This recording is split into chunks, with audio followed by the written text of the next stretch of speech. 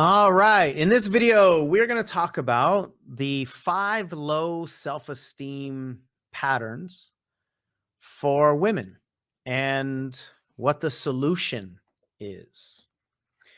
And this is all coming out of the newly released Daddy, Are You Proud of Me book. This has been a personal journey for me. It's been a labor of love. It is something really sacred to me. It's based on my work and it's super meaningful. This is me and my daughter, who is now much, much older than that. And I'm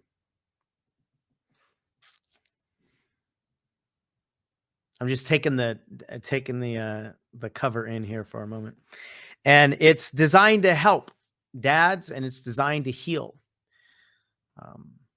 women and men and fathers and daughters and everybody and anybody that doesn't fit into that construct, the father-daughter relationship, or any of the boundaries. This is about healing, and it really speaks to a couple things. I think the first thing that this book really speaks to, and I want you to get out of it, is how important self-esteem is across so many areas of our lives. And then for fathers specifically, how critical you are as a dad in your daughter's self-esteem. For women, it will help you understand maybe a lot of your patterns. Self-esteem is kind of a vague issue. I think it's kind of a sticky one for a lot of people. So I think it will help you understand yourself, help you understand some of your patterns, and ultimately help you heal. The majority of the readers, the early readers of the book, have been women, and what they've shared about what the book has been able to do for them has been truly phenomenal. It makes my heart incredibly happy. And in this short video, I want to share with you the 5 low self-esteem patterns for women. And this is something that I didn't, it's not like content of mine that I've had for a long time. It was actually something that I put in, I believe, the very final edit of the book. There was just something that I felt was missing from chapter 1, and I wanted to give some kind of a framework and a diagnosis to some degree, or something that you can kind of diagnose yourself with. And then these 5 patterns came out, and they've proven, according to a lot of feedback, to be super helpful for a lot of people. So I'm going to break them down, tell you what the answer is to them, and then probably speak on it just a little bit more. Low self-esteem pattern number 1. And if you find yourself in any of these patterns, first of all, they're just patterns. They're not you, right? This is your programming. But you have to understand what your programming is in order to change it, right? So I don't want you to feel like, like you are any of these things, and therefore there's nothing you could do to change it. But if you find yourself in any of these, let me know, drop a comment, ask a question, what have you. So the first one is low self-esteem pattern number 1. And this is constant sacrificing. This is where women don't have enough self-esteem to even believe they deserve to have goals, right? Now, just to reiterate, I'm putting everything in this conversation in the context of the father-daughter relationship, because that's how I wrote this book.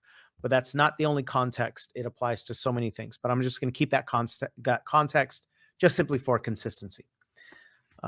When women don't believe they deserve to have dreams, then they'll constantly sacrifice the existence of dreams. And the unconscious strategy here is that it's emotionally easier to not have a dream than it is to have a dream and never achieve that dream. So our system, our brains are so powerful at protecting us that if we don't believe that we even will ever achieve anything, then the brain just says it's easier for us to not ever want anything. And so you'll be able to find this pattern in yourself or other people if you don't even can't even say what your dreams are, say what your goals are. A lot of times it's just like blankness.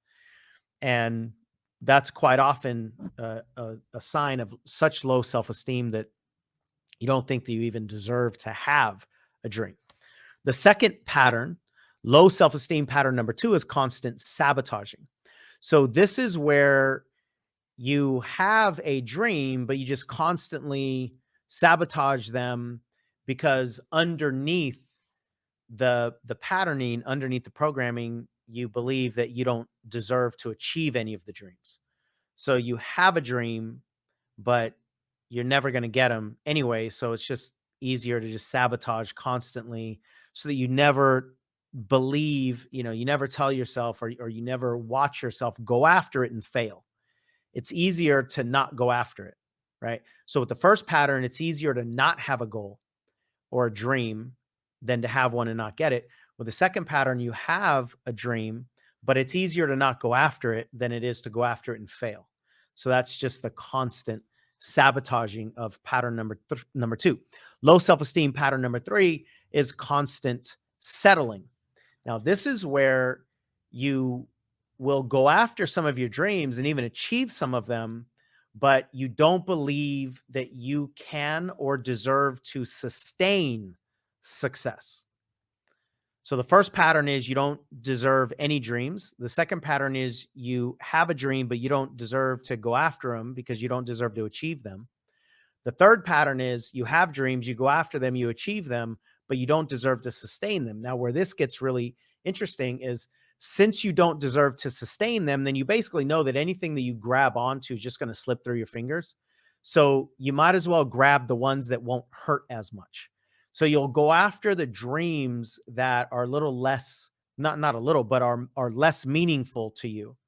Because when those dreams slip through your fingers, it's not going to hurt as much as if you grabbed your biggest dreams, your most meaningful dreams, and those slipped away. So that's where the constant settling comes into play. Low self-esteem pattern number 4 is constant self-smothering. This one is where you have dreams, you go after your dreams, you achieve some of those dreams, but you don't want other people to feel bad in your presence or when they hear about you. So this is a form of protection of others at the expense of yourself. This is often referred to as dimming your light. You don't want your light to shine bright because you don't want other people to feel bad. And the best way to make other people or to not make other people feel bad is don't give them something good to compare themselves to. And so that's when we'll smother ourselves and just make sure that, or if you are achieving your dreams, you don't tell anybody about it because you don't want them to know. And then therefore they might feel bad about themselves, right? One of the big dangers with that is that it is self-suppression. It's the suppression of your ability, your happiness, your celebration. And this can lead to a form of self-induced depression, where you actually are depressing your value, your validation, your beingness, your ability, your success. All of that is being suppressed, and then therefore can become a form of depression because you don't want anybody to feel bad. The fifth pattern is, and again, as you're finding yourself in any of these patterns, please let me know, ask any questions. I want this to be a dialogue. I didn't say this, but maybe I did. You can get this book. We'll put a link wherever this video is so that you can grab this book. It is now available on Amazon as of a few days ago. Finally, low self-esteem pattern number 5 is constant suffering. Let me put the book down for a second and dive into this one. This is where you have dreams, you go after them, you achieve them, you sustain them, and you don't, have any problem with, suppressing or anything like that, but they don't really fulfill you. And if they don't fulfill you, then what are you going to do? Got to go get more, right? So what this leads to is a cycle of perfectionism that can become an addiction to constantly needing the next hit of success or achievement. The reason it becomes an addiction and a cycle is because it's based upon low self-esteem. It's actually really common for people to have high confidence, but low self-esteem. And if you think, like most people do, because this is the way we're programmed, that if we do better, then we should feel better. If we do better, then we become better. Then you'll think that the higher you achieve, the better you'll feel. And what you'll find is it just never works that way. The higher you achieve, your self-esteem is going to stay wherever it is. Your experience of your own self-worth is not going to increase with your performance, right? So that's where the perfectionism can become a cycle, and it can become an addiction, to where a lot of women are addicted to the achievements, but it's a shallow emotional cycle because the achievements don't lead to emotional enoughness. They don't lead to emotional fulfillment. All of these patterns are based on low self-esteem.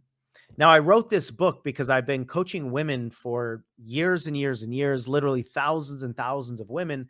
And especially when it comes to achievement, the biggest issue with achievement in all of those patterns is low self-esteem. And as I began to dive deep into the concept and the problem of low self-esteem, we always went back to the relationship with the father. And so after all these years, I just kept collecting evidence, and it changed the way I parented my own daughter as she was growing. And finally, I decided to write this book called Daddy, Are You Proud of Me? Because I kept telling other people, like, somebody's got to write a book to dads, because dads don't know what we're doing and what we're not doing and what our little girls need from us and what to say and what not to say. And then finally, a friend of mine said, that's your book to write. And so that's why this book exists. It's based on all of those years of experience. And so this isn't theoretical. This isn't just my ideas. This is reporting. It's written to fathers with daughters in that context. But again, the concepts apply to everybody. So if you are a daughter, grab this book. So many women have said this is healed. The concepts inside there have healed their relationships with their dad, even without talking to their dad, even if their dad is passed on or no longer in their lives for any reason, or just not open to this conversation. That's not actually required. But there's got to be a level of understanding in order to make some of the shifts around self-esteem. And it's kind of like, I think it has become sort of like a way for daughters to listen in on a coaching conversation I'm having with their dad. And I think that's why it has proven to work. Even though the book is not written to women, so many women have said it's healed my relationship, either with my dad, with myself, with success, with something. But obviously, if any of you know fathers of daughters, grab this book or have them grab this book. The subtitle is A Father's Guide of What Daughters Need to Hear, See, and Know from Their Dads. This is the stuff that we don't know. We can't know. Nobody told us about it. And we didn't grow up as little girls with the relationship that little girls have with their dads. We grew up as little boys, and that's a totally different game. So again, the concepts apply.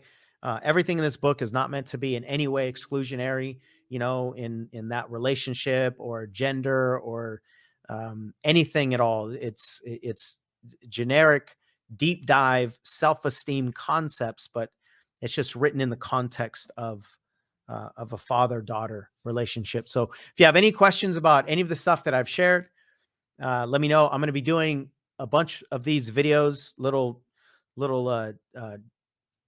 drops in some of the chapters that I think are really important. And ultimately, I want it to be an open conversation, right? If you get the book and you read through the book, I don't want it to just be something that you spend your time on this concept only in the book. There's actually resource sections. You can join an online community and we can continue the conversation. But ultimately, I want this to be more of a movement for you of self-esteem evolution. So I hope this has landed for you, and I'll see you in the next video. If you like this video, check out the next video in this series where I continue to share various chapters and break down some of the most important concepts from my new book, Daddy, Are You Proud of Me? What Daughters Need to Hear, See, and Know from Their Dads to Have High Self-Esteem and Confidence. Rising to a level of success doesn't actually mean that we're going to feel fulfilled. And it's because I think